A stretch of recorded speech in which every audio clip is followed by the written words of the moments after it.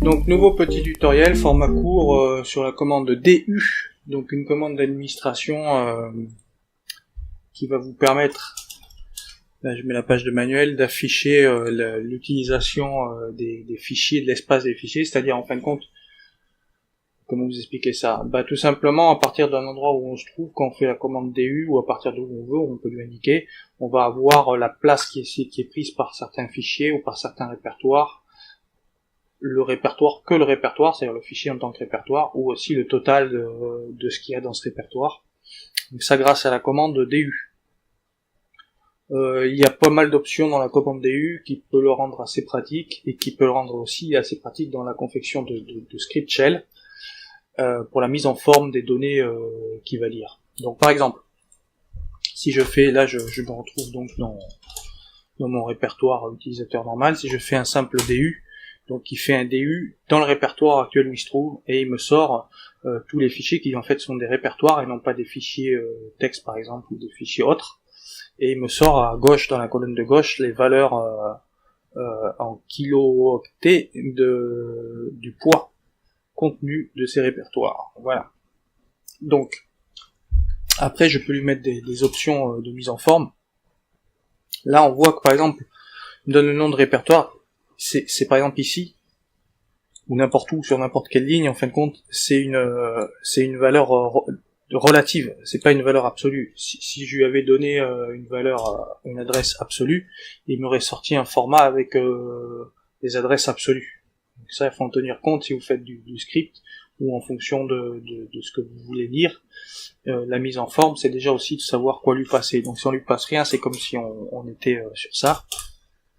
Et si on lui passe une valeur absolue, comme location, comme lieu, eh bien il va nous sortir, il va nous afficher des réponses avec des valeurs absolues. Donc ça c'est une première chose à tenir compte avec cette commande. Ensuite, on peut lui passer des options qui va nous permettre de mettre en forme. Par exemple, si vous créez une liste, mais que vous voulez pas des séparations avec des entrées, mais avec des caractères nuls, c'est-à-dire pour un script shell, et il va falloir mettre l'option 0 pour éviter les retours à la ligne. Voilà. De la même façon, vous pouvez mettre d'autres options si vous voulez l'intégralité. Ici, vous voyez que c'est pas la même sortie, tout simplement parce que l'intégralité, il affiche aussi les fichiers, et pas seulement les fichiers répertoires, mais les fichiers quoi, les vrais fichiers, en plus des répertoires. Donc il affiche tout.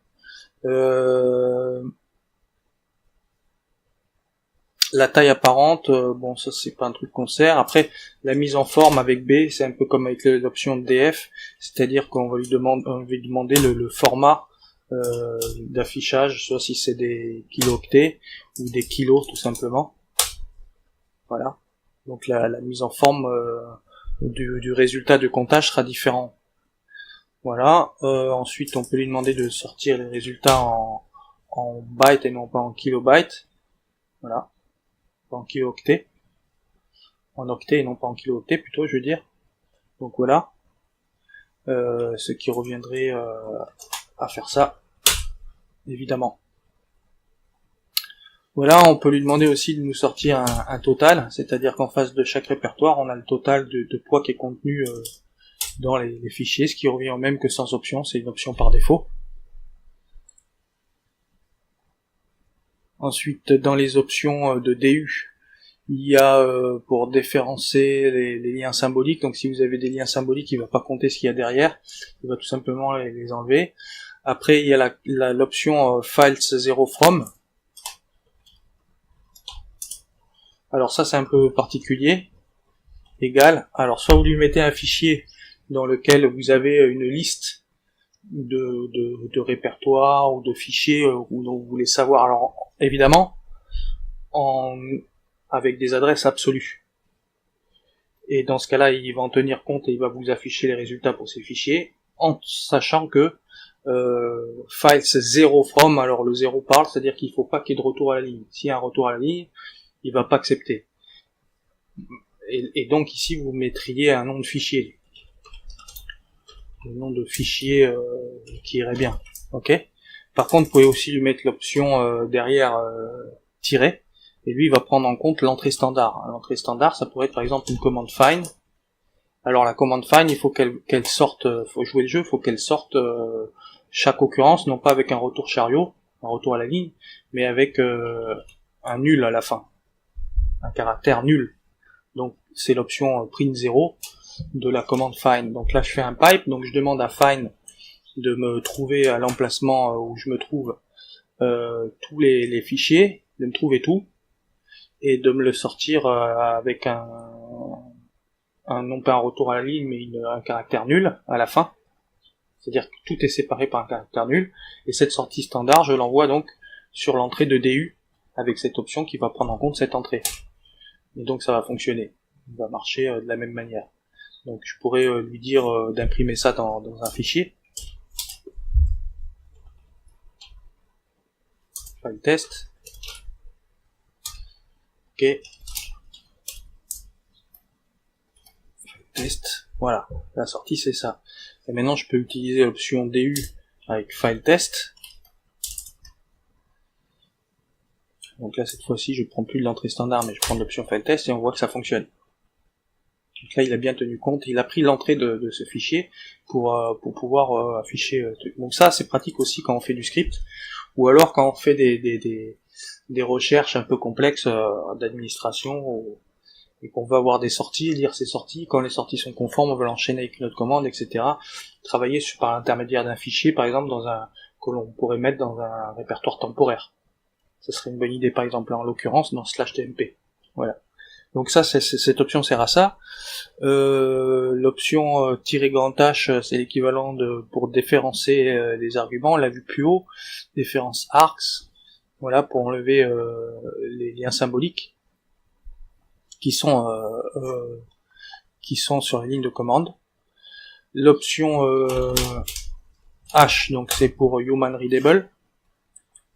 Donc voilà, les données qui sont sorties dans la colonne de gauche sont lisibles par un humain cette fois-ci.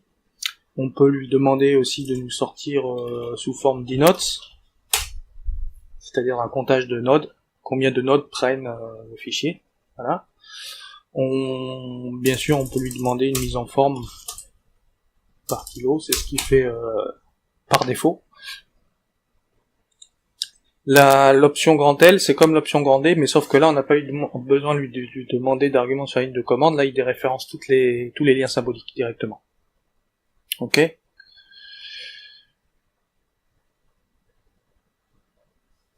Ensuite, l'option petit l, c'est par rapport aux liens qui ne sont pas symboliques, mais qui sont des liens réels. L'option petit m, c'est pour afficher en méga octets. Voilà. Donc ce qui reviendrait à, non pas 1024, mais 1024 par 1024. Donc 1024 par 1024, combien ça fait 1024 par 1024? Combien font 1024 par 1024? Je fais un petit calcul, 1024 par 1024. Donc si je fais ça, 4, 8, 5, 7, 6, voilà, il m'affiche la même sortie, puisque c'est des mégaoctets. Des mégaoctets. D'accord? Voilà. Donc pas 1 million, mais 1024 par 1024. C'est un méga. C'est 1 kilo par 1 kilo octet. Voilà. Ensuite, l'option P, c'est pour pas enlever, il va suivre les liens symboliques. Il ne va pas suivre, pardon, les liens symboliques. C'est qui est par défaut. Ensuite, l'option grand S, c'est pour séparer cette fois-ci et ne donner que la sortie, c'est-à-dire un résumé, le total de chaque argument, non pas le poids non totalisé des répertoires. Après, on peut faire il y a des options sélectives comme petit t, qui va permettre d'exclure de la ligne ce qui est plus petit qu'une certaine valeur. Alors, on pourrait essayer. Ce qui est plus petit que 100, il affichera pas.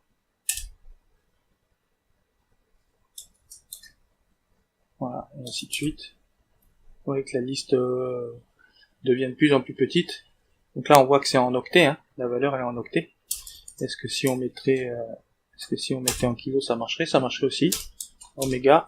Ah, du coup là il n'y a plus rien. Là on lui demande d'afficher la liste de total de poids de ce qui est inférieur à 1 mégaoctet.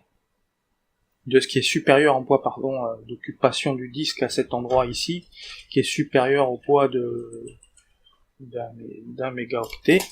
Et il m'affiche cette liste là. Voilà. Donc c'est l'option T, c'est une option sélective d'exclusion. Voilà. Alors avec l'option Time, on peut voir en plus les données la date et l'heure du dernier accès fichier. Accès, non pas modification. Non, modification, pardon. La dernière modification des fichiers de la liste. Voilà. Ensuite, time égale word. Alors voilà, word, alors ça peut être référent justement aux accès et non pas aux modifications. Alors, time égale à time. Donc là c'est les dates des derniers accès. Donc là en l'occurrence les derniers accès c'est les dernières modifications puisque c'est les dates où ils ont été créés puisque c'est un système fraîchement installé. Et donc c'est ce qui va vous permettre de faire la distinction entre un accès fichier, une modification de fichier, une lecture ou une modification de fichier en fin de compte. Voilà.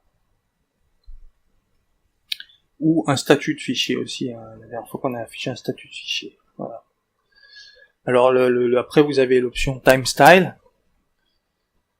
Alors ça c'est le format de sortie des dates. Alors ça c'est bien aussi pour la mise en forme des données lues, pour un script notamment. Si vous avez à communiquer avec une base de données, certaines bases de données vont vouloir une mise en forme. Par exemple celle-là ne sera pas reconnue peut-être par certaines bases de données, donc il va falloir ajouter avoir une autre convention. Donc lui, cette option va vous servir à indiquer la convention d'affichage de cette colonne. Voilà, de date. Donc encore un paramètre d'exclusion ici.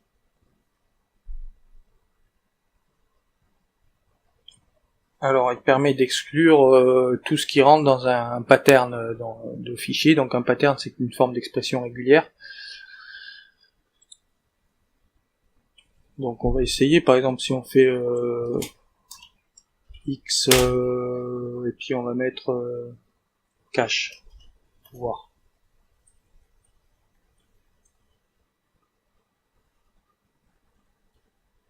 Point cache.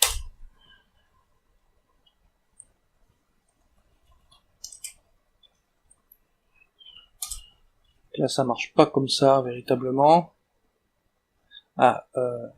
Exclude file that match any pattern in file.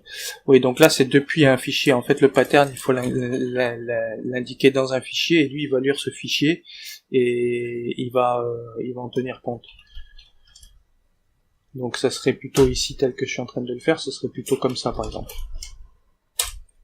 Voilà, donc là on voit que la différence entre cette commande et sans l'exclusion, là il m'a exclu tout ce qui contient le mot point cache. Voilà. Et donc vous pouvez faire la même chose avec le grand X, mais en lisant cette fois-ci un fichier, c'est-à-dire vous créez un fichier dans lequel vous mettez vos patterns, et il va en tenir compte. Voilà. L'option petit x, alors l'option petit x elle est bien pratique aussi, parce que si par exemple vous allez à la racine du disque faire ça, il va prendre un temps infini, et puis si vous avez plein de disques qui font des teraoctets qui sont connectés, ça je veux dire que là vous en avez pour vraiment longtemps. Donc avec l'option petit x, vous allez pouvoir exclure, par exemple là si je fais option de petit x, il exclura dev SDA1 qui est monté sur boot EFI par exemple, et tout le reste il va me le lire. Parce que ce qui est monté sur cette racine de 10, c'est dev SDA2, donc il va me lire tout ce qui est en rapport avec dev SDA2, du fait de cette option. Voilà, donc ça c'est quand même assez pratique. Certaines fois. Voilà, help et version, bon je vais pas revenir là-dessus, donc ça vous permet d'afficher une aide, et version, la version du programme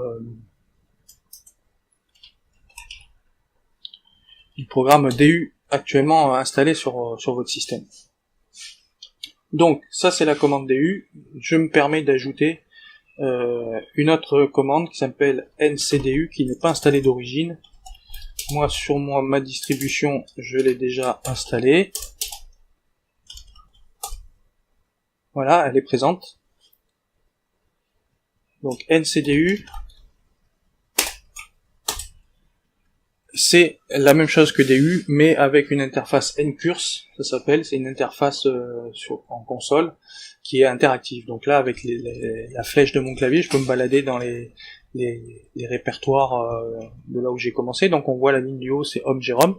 J'ai commencé sur Home Jérôme, et je peux me balader et aller, par exemple, je vois que dans Mozilla, le répertoire, il me prend 11 mégaoctets, mais qu'est-ce qu'il y a dedans? Et je me balade et je vois que tiens, il y a Firefox qui me prend beaucoup de place en fin de compte. Le sous-répertoire Home Jérôme Mozilla Firefox, c'est celui qui me prend le plus d'espace actuellement sur mon espace Home Jérôme, à l'endroit de ce disque, d'accord? Donc ça me permet de me balader effectivement de manière interactive, contrairement à DU. Par contre, il y a moins de possibilités de forme, donc en fin de compte, vous utiliserez DU dans un script, et ncdu sur une console de manière interactive, c'est quand même plus pratique que DU. Maintenant, si vous voulez combiner des commandes avec un pipe, vous réutiliserez DU. Voilà, si vous voulez chaîner les commandes. Voilà, donc ce mini tutoriel sur DU et ncdu est terminé. Et puis j'espère que ça a été clair.